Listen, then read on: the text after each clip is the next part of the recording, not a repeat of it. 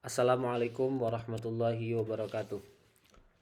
Pada pertemuan kali ini kita akan membahas topik risalah Nabi Muhammad SAW. Topik ini adalah topik yang sangat luas. Ada banyak hal yang bisa kita kaji dan bisa kita diskusi, dan ada banyak informasi yang perlu kita ketahui. Tapi karena keterbatasan waktu, kita harus mempersempit eh, kajian kita. Oleh karena itu, saya memilih 3 topik untuk kita kembangkan. Yang pertama adalah mengenai pertanyaan, mengapa para nabi dan Nabi Muhammad SAW diutus oleh Allah. Yang kedua, apa saja capaian dan prestasi Nabi Muhammad SAW. Dan yang ketiga, apa saja kekhasan, keunikan Nabi Muhammad yang tidak dimiliki oleh nabi-nabi yang lainnya. Kita mulai dari pertanyaan pertama, mengapa para nabi diutus oleh Allah? Untuk menjawab pertanyaan ini, kita perlu memahami bahwa ada jenis-jenis pengetahuan, ada jenis-jenis informasi yang dapat dikuasai oleh manusia. Ada satu hal yang disebut dengan pengetahuan empirik, empirical knowledge. Pengetahuan empirik dapat kita pahami dengan menggunakan panca indera kita, dengan tangan, kaki, dengan mata, dengan telinga. Kemudian ada juga yang disebut dengan pengetahuan logis dan rasional. Kita dapat memperolehnya dengan menggunakan akal kita dengan baik. Kemudian ada juga pengetahuan mengenai eksistensi Tuhan. Kalau kita menggunakan akal kita dengan baik, kita akan sampai pada satu kesimpulan bahwa alam semesta yang maha teratur ini, alam semesta yang maha indah ini diciptakan oleh Allah yang maha menciptakan, yang maha menentukan. Kemudian ada juga yang disebut dengan pengetahuan mengenai etika moralitas yang bersifat universal. Dengan akal kita bisa sampai pada kesimpulan mengenai etika tertentu. Misalnya dengan akal kita tahu bahwa membunuh, mencuri itu perbuatan buruk. Dengan akal kita tahu bahwa jujur, berbuat baik, menolong orang lain adalah perbuatan yang terpuji. Tapi perlu dicatat bahwa akal dan panca indera itu memiliki banyak kelemahan. Akal misalnya potensial untuk tertipu. Akal bisa tertipu. Panca indera juga bisa tertipu.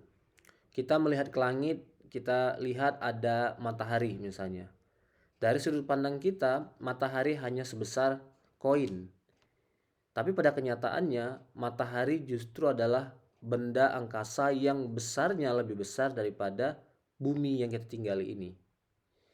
Jadi pengetahuan yang didapatkan oleh panca indera adalah pengetahuan yang tidak utuh, tidak komprehensif. Kemudian akal itu potensial untuk terjerumus dan potensial untuk mengikuti hawa nafsu. Karena akalnya tidak dikontrol dengan baik, kemudian tidak diisi dengan ibadah, akhirnya ada banyak manusia di muka bumi yang menolak keberadaan Tuhan. Ada banyak orang yang pintar, saintis, menjadi penemu-penemu, tetapi mereka pada akhirnya juga jatuh kepada gaya hidup bebas, gaya hidup rusak. Ini karena akal semata tidak cukup, dia potensial dilingkupi, dirusak oleh hawa nafsu. Dan selain itu akal juga menyediakan informasi yang tidak detail.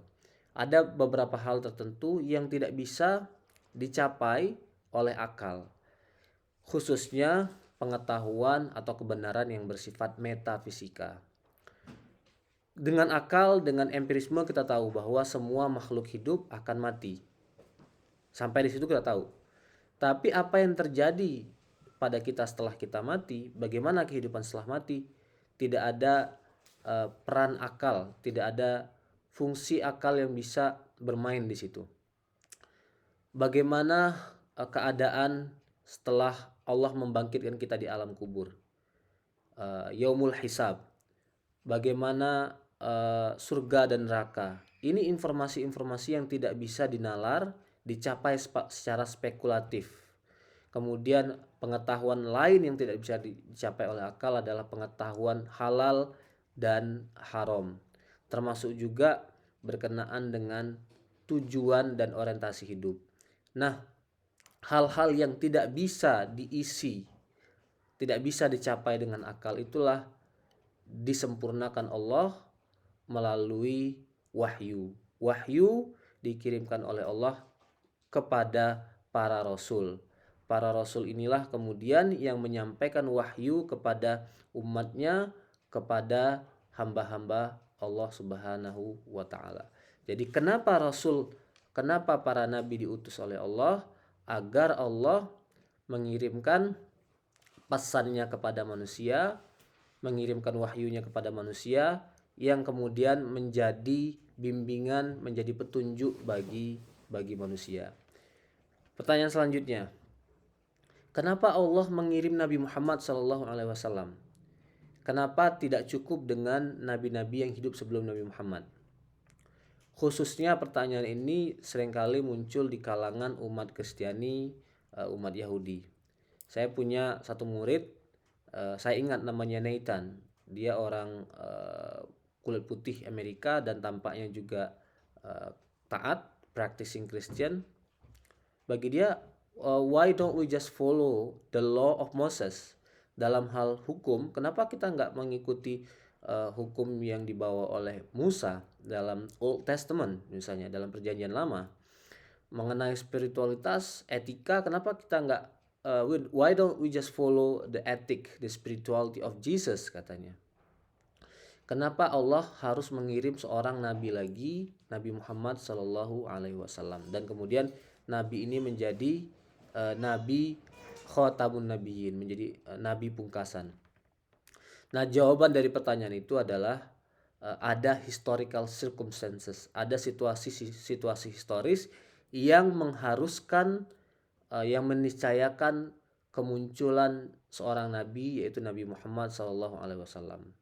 Jadi untuk menjawab pertanyaan kenapa Allah mengirim Nabi Muhammad, kita harus memiliki kesadaran sejarah.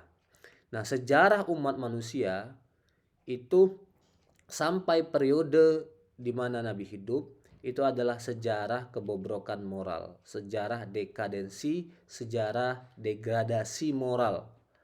Nabi terakhir yang dikirimkan oleh Allah sebelum Nabi Muhammad adalah Nabi Isa alaihi salam, dan jaraknya 500 tahun sebelum Nabi Muhammad SAW. Nah, itu Nabi Isa yang dikirim kepada Bani Israel. Kepada nabi-nabi yang lain, kepada umat-umat yang lain juga Allah mengirimkan para nabi. Tetapi ajaran Allah yang dikirimkan kepada para nabi itu sudah mengalami korupsi, sudah dirusak oleh manusia, sehingga umat manusia terjerumus kepada perbuatan zalim, kepada kerusakan moral. Dan ini sekali lagi bukan fenomena lokal, bukan fenomena spesifik pada satu kebudayaan tertentu, tapi ini fenomena global. Dalam kebudayaan Eropa, masyarakat Romawi misalnya, kita bisa membaca ada satu tradisi di mana mereka berkumpul di Kolosium, seperti stadion.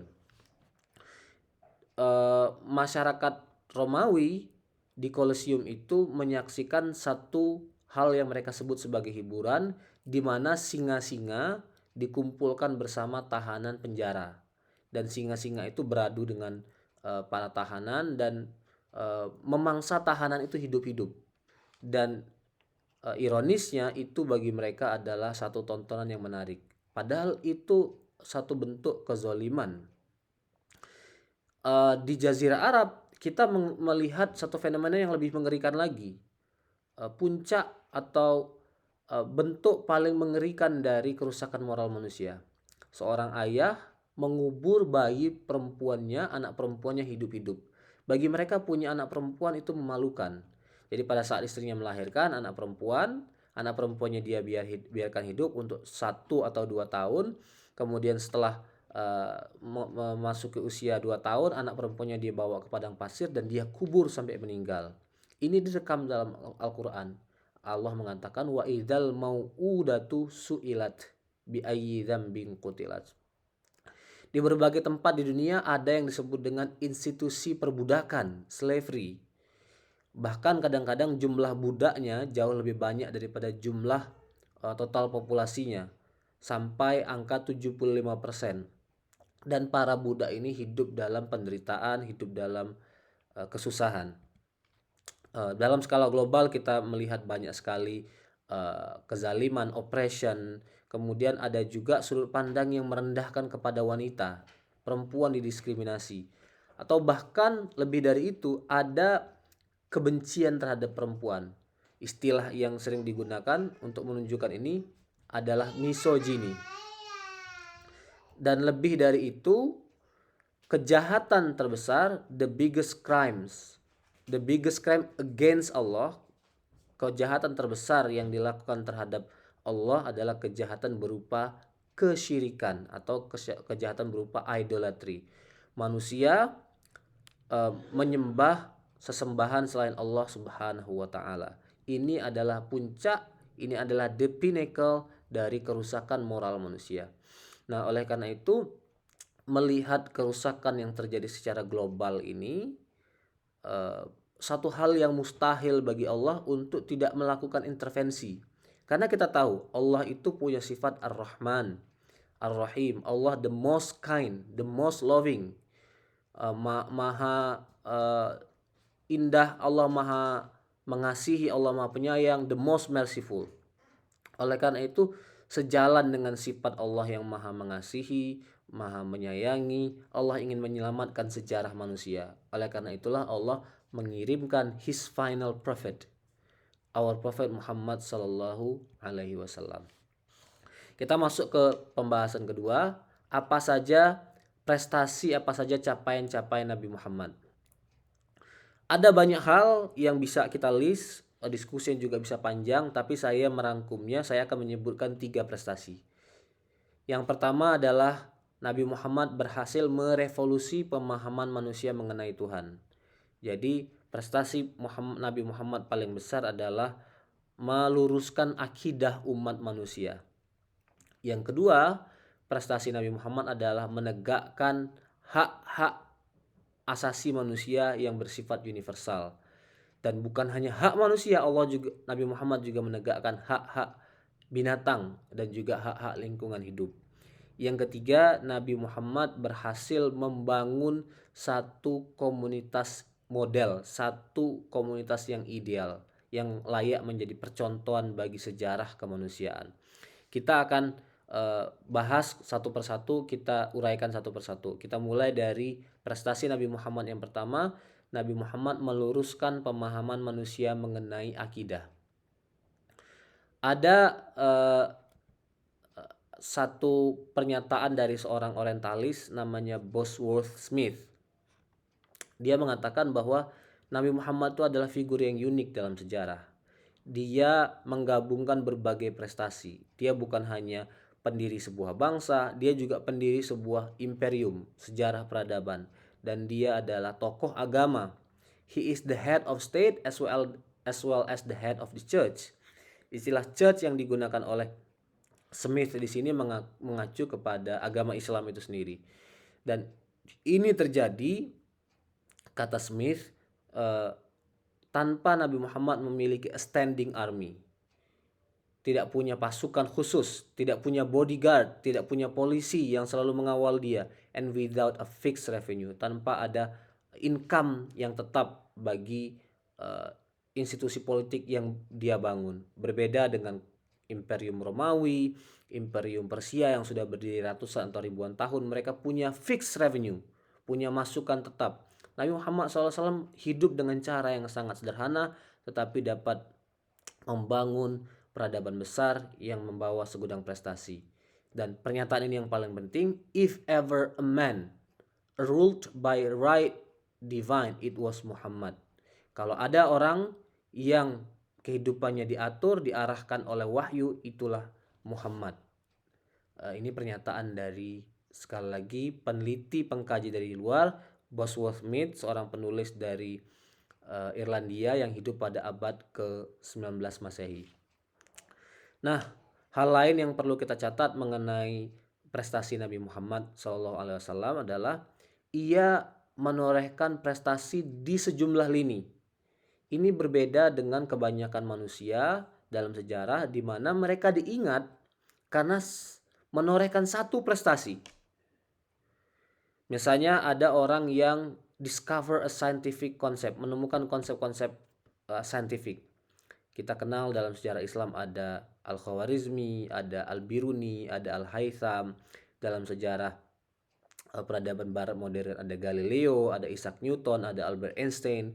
Tetapi mereka hanya saintis, tidak menjadi tokoh pada bidang yang lainnya. Ada tokoh politik yang dikenal karena banyak sekali melakukan penaklukan seperti Alexander the Great. Dalam sejarah barat pramodern, dia berasal dari Makedonia. Dalam sejarah Islam ada misalnya Muhammad Al-Fatih yang membuka Konstantinopel, atau Sulaiman Magnificent, Sultan Ottoman yang menaklukkan Eropa, atau Tughril Beg, Sultan dinasti Saljuk yang menaklukkan Anatolia, Turki yang pada saat itu masih menjadi kekuasaan Konstantinopel atau masih menjadi kekuasaan Bizantium. Tapi mereka hanya seorang warrior, mereka bukan scholar, mereka dikenang hanya satu saja prestasinya. Lalu ada orang yang dikenang karena menulis buku, karena ilmuwan. Ada Aristoteles, ada Socrates, ada Plato. Dalam Islam kita mengenal figur seperti Al-Ghazali, seperti Ibnu Taimiyah.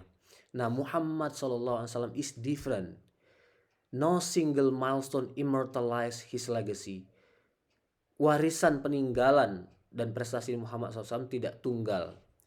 Dia mencatatkan sejumlah prestasi-prestasi yang bahkan sampai hari ini dalam sejarah belum pernah bisa ditiru, belum pernah bisa direplikasi oleh siapapun.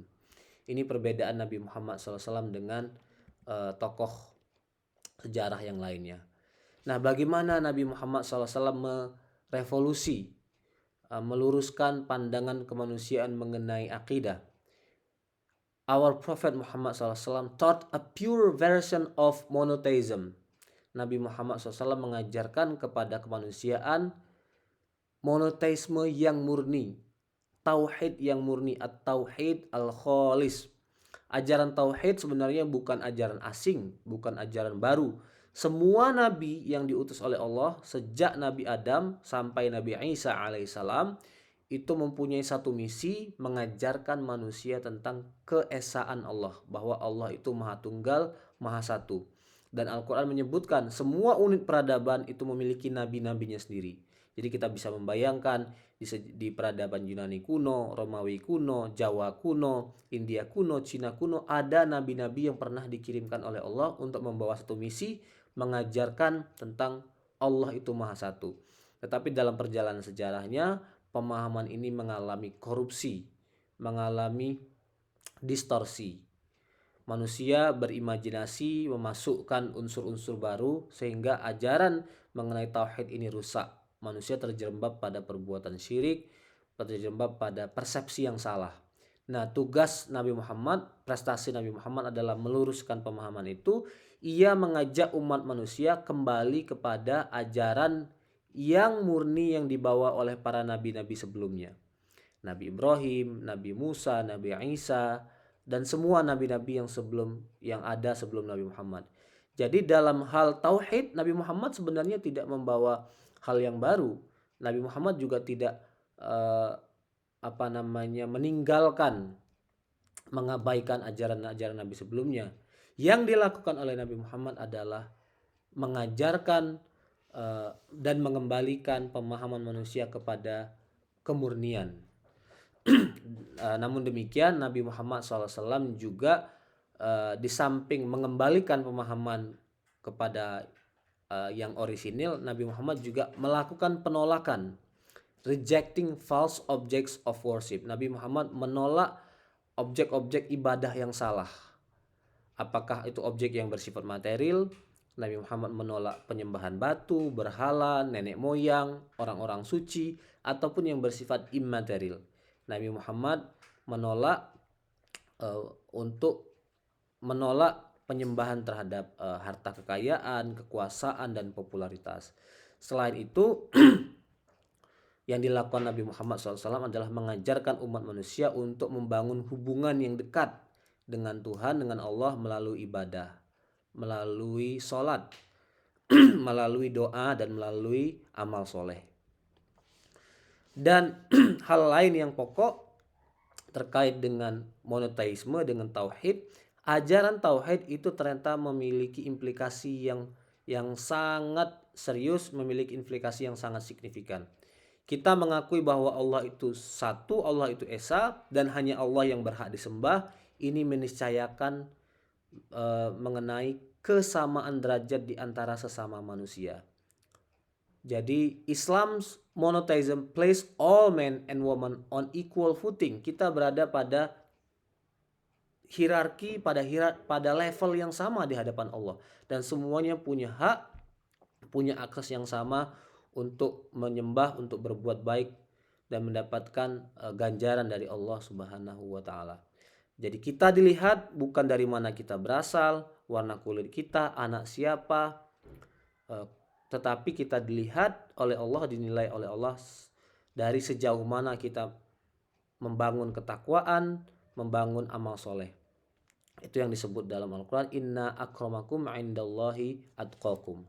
Yang paling mulia di antara kalian adalah yang paling bertakwa kepada Allah Subhanahu wa taala. Itu prestasi pertama. Prestasi kedua adalah Nabi Muhammad SAW mendirikan atau membangun satu konsepsi mengenai hak asasi manusia yang bersifat universal. Memang benar masing-masing unit kebudayaan punya persepsi sendiri-sendiri mengenai hak asasi manusia. Di zaman modern, di zaman sekarang misalnya, kita dipaksa untuk mengakui cara pandang orang barat mengenai hak asasi manusia. Bagi mereka, hubungan sesama jenis, LGBT, hubungan di luar pernikahan itu adalah hak individu, hak yang harus dihormati. Tapi itu satu cara pandang yang keliru, yang salah, yang fatal mengenai hak asasi manusia. Bagaimana kita memahami hak asasi manusia? Pahamilah sebagaimana Nabi Muhammad mengajarkan kepada kita. Nabi Muhammad mengajarkan bahwa setiap manusia itu memiliki dignity, memiliki kehormatan dalam dirinya. Manusia tidak dilihat dari rasnya, dari warna kulitnya, tidak dari kelasnya. Dan Nabi Muhammad SAW mengajarkan penghapusan institusi perbudakan. Dalam sejarah dunia, sejarah kemanusiaan, Nabi Muhammad lah orang yang pertama mengajarkan untuk menghapuskan institusi perbudakan itu dengan cara berbuat baik kepada mereka. Kalau ada orang yang berbuat salah di bulan Ramadan, dia tidak bisa menahan hawa nafsunya, dia berhubungan badan misalnya dengan istrinya, dia membayar kafarat dengan cara membebaskan budak. Artinya secara perlahan-lahan Islam ingin menghapuskan institusi ini, dan itu berhasil dicapai oleh peradaban Islam. Kita juga bisa mengatakan Nabi Muhammad SAW bukan hanya menghapuskan kebencian, menghapuskan rasisme, menghapuskan perbudakan. Nabi Muhammad SAW juga mengajarkan kepada kita untuk menerima perbedaan, menerima keragaman bahasa, keragaman etnis. He advocated for racial and linguistic diversity. Inilah yang bisa kita temukan dalam Al-Quran, satu ajaran mengenai saling mengenal satu sama lain. Inna ja'alnakum syu'uban wa qabaila lita'arafu. Sesungguhnya kami jadikan kalian berbangsa-bangsa, bersuku-suku agar kalian saling mengenal satu sama lain. Nah, masih mengenai human right, hak asasi manusia, ada satu komentar yang penting yang dibuat oleh tokoh hak asasi manusia yang namanya Malcolm X. Malcolm X ini adalah seorang African American, warga Amerika kulit hitam. Dia berasal dari keturunan budak di Amerika, nenek moyangnya diculik dari Afrika Pantai Barat, kemudian dipaksa untuk menjadi buruh, menjadi pekerja kasar di Amerika. Dia membebaskan diri dari sistem itu, dia memperoleh pendidikan, dia menjadi tokoh intelektual, dan dia mendapatkan inspirasi untuk memeluk agama Islam. Tetapi sebelum dia memeluk agama Islam, dia terlebih dahulu mengikuti satu ajaran yang diyakini oleh kebanyakan kulit hitam pada awal abad 20, namanya The Nation of Islam. Memang eh, ada beberapa persamaan antara Islam mayoritas yang seperti kita yakini dengan The Nation of Islam. Tapi perbedaannya juga sangat signifikan, sangat serius. Misalnya bagi orang The Nation of Islam, Tuhan itu berkulit hitam. Nabi juga berkulit hitam. Mereka ingin melawan rasisme kulit putih tetapi dengan menciptakan pemahaman yang keliru, dengan menciptakan rasisme kulit hitam. Nah, Malcolm X pada awalnya mengikuti ajaran itu tapi dia tinggalkan dan dia masuk kepada Islam arus utama Islam Ahlus Sunnah wal Jamaah. Apa yang ia katakan mengenai human right dalam Islam? Ia mengatakan Amerika harus memahami Islam karena inilah satu-satunya agama, the one religion yang dapat menghapuskan problem systemic problem serius yang telah berlangsung berabad-abad di Amerika, yaitu problem rasisme, problem kebencian atas dasar warna kulit. Dia melanjutkan, saya telah banyak melakukan perjalanan di dunia Islam. Saya banyak bertemu, banyak berbicara, dan makan bersama dengan orang-orang yang di Amerika mereka disebut dengan kulit putih. Mereka merasa punya hak istimewa, merasa superior dibandingkan ras-ras yang lainnya. Tetapi karena mereka Muslim, mereka tidak punya perasaan itu. Sehingga mental sebagai orang kulit putih yang arogan tidak pernah ada dalam pikiran mereka. Mereka hanya manusia biasa. Dan ini pernyataan yang fenomenal, yang penting dari Malcolm X. Saya tidak pernah melihat persaudaraan yang sejati, yang tulus, yang dipraktekkan oleh semua manusia dari latar belakang warna kulit apapun, tidak melihat apapun asal usul mereka sebagaimana yang dipraktekkan oleh orang-orang Muslim. Jadi persaudaraan umat Islam itu persaudaraan sejati karena mereka berpijak pada pemahaman yang benar mengenai hak asasi manusia. Dan bukan hanya kepada manusia, hak itu juga bukan hanya mengenai perbudakan, mengenai rasisme. Hak itu juga diberikan kepada kelompok lain yang selama ini mengalami diskriminasi, yaitu kaum perempuan. Dalam Islam, perempuan diberikan dignity, kehormatan. Nabi Muhammad SAW misalnya mendidik Aisyah sebagai seorang ilmuwan, sebagai seorang sarjana. Aisyah juga dididik sebagai seorang politisi, sama seperti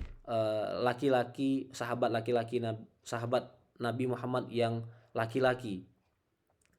Perempuan juga bebas untuk memiliki harta kekayaan sendiri. They have a right to own property. Berbeda dengan masyarakat Eropa. Masyarakat Eropa bahkan sampai abad ke-20 masih ada yang kebudayaan yang tidak memperkenankan perempuan untuk mempunyai harta kekayaan sendiri. Jadi kalau mereka punya rumah, sertifikatnya punya suaminya, punya saudara laki-lakinya. Dalam Islam, perempuan juga punya kebebasan untuk mengatur keuangannya sendiri, dan mereka juga punya kebebasan untuk mengakhiri pernikahan kalau mereka tidak bahagia dalam menikah. Jadi hak untuk bercerai tidak hanya ada di tangan laki-laki, tapi juga ada di tangan perempuan. Dan revolusi ini dilakukan oleh Nabi Muhammad SAW dalam waktu yang sangat singkat. Dia lahir di tengah kebudayaan yang sangat patriarkis, yang membenci perempuan, yang mengubur perempuan hidup-hidup. Dalam waktu 22 tahun kebudayaan itu dia hilangkan, dia ganti dengan egalitarianisme. Dia berikan hak yang selayaknya, yang setinggi-tingginya kepada kaum perempuan. Nabi Muhammad mengajarkan bahwa laki-laki dan perempuan berada pada tingkatan yang sama. Mereka sejajar. Selain itu juga Islam mengajarkan hak untuk binatang, hak untuk lingkungan hidup. Ada satu pernyataan yang sangat populer dari sahabat namanya Abu Darda. Suatu ketika dia akan menaiki ontanya dan dia mengucapkan satu kalimat kepada onta, O camel, do not persecute me before your Lord, for I never made you carry more than you could bear. Oh ontaku, jangan tuntut aku kelak di hadapan Allah di hari akhir, karena aku tidak pernah memberikanmu beban yang melebihi kapasitasmu di atas pundakmu. Jadi Abu Darda sadar bahwa kepada binatang pun kita harus berlaku lemah lembut, jangan berlaku kasar, jangan menyakiti. Binatang harus diberikan haknya sebagai seorang binatang. Dan yang ketiga, prestasi Nabi Muhammad adalah ia berhasil membangun komunitas yang ideal, komunitas yang layak menjadi percontohan kepada manusia, layak menjadi percontohan kepada sejarah kemanusiaan. Ada satu pernyataan penting, eh, testimoni kesaksian dari tokoh yang bernama Adam Smith. Kita tahu Adam Smith adalah intelektual di dalam sejarah Eropa modern. Dia mengatakan agamanya kaum muslim itu telah berkontribusi besar dalam merawat sains, dalam mengembangkan ilmu pengetahuan. Karena sejarah Islam lah, karena peran umat Islam lah, sains-sains yang tadinya berasal dari Yunani itu kemudian terawat, mereka kembangkan untuk sampai kemudian ke tangan bangsa Eropa modern. Dan umat Islam bisa mencintai ilmu pengetahuan, merawat ilmu pengetahuan karena ada etos yang diajarkan oleh Nabi Muhammad SAW. Al-Quran, Nabi Muhammad mengajarkan kita untuk iqra, banyak membaca, untuk menuntut ilmu.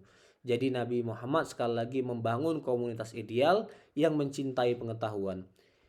Dan tentu saja komunitas ideal itu bukan hanya bersifat saintifik, bukan hanya terkait dengan ilmu pengetahuan.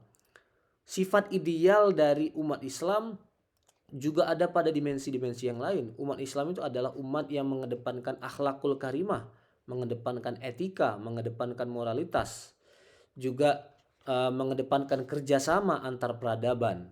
Gitu.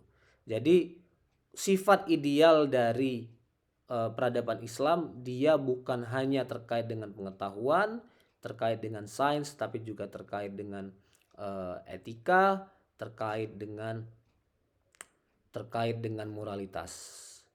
Nah, Nabi Muhammad SAW mencapai itu semua dalam periode yang sangat singkat, dalam periode 22 tahun.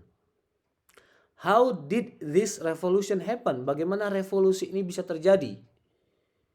By accepting Islam, the companions of Muhammad SAW and subsequent generation of Muslim made a few key. Dengan menerima agama Islam, sahabat-sahabat Nabi yang tadinya penyembah berhala, orang-orang kafir, itu melakukan perubahan besar dalam hidup mereka. Pertama, mereka meninggalkan tradisi minum-minuman keras, tradisi berjudi, tradisi spekulasi keuangan. Kemudian mereka membangun akhlak mereka dengan punya kebiasaan sedekah, giving charity, kemudian mendedikasikan hidup mereka untuk beramal soleh, untuk membantu orang lain. Jadi itulah komunitas ideal yang dibangun oleh Nabi Muhammad SAW. Kita masuk kepada topik ketiga, yaitu kekhasan Nabi Muhammad yang tidak dimiliki oleh nabi-nabi yang lainnya.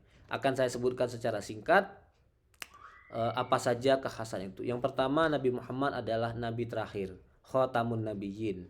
Tidak ada nabi setelah beliau.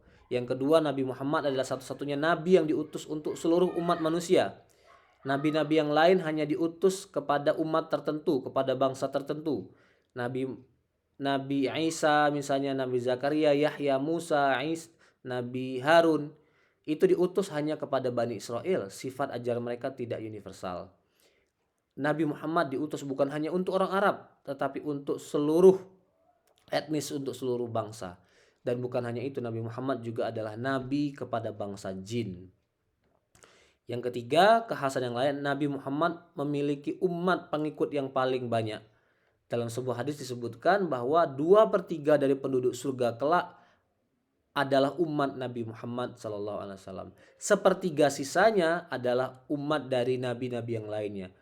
Jumlah nabi itu banyak. Dalam hadis dikatakan jumlah nabi itu sampai angka 300-an. dan sepertiga dari penduduk surga itu akan berasal dari umat dari nabi-nabi yang banyak itu.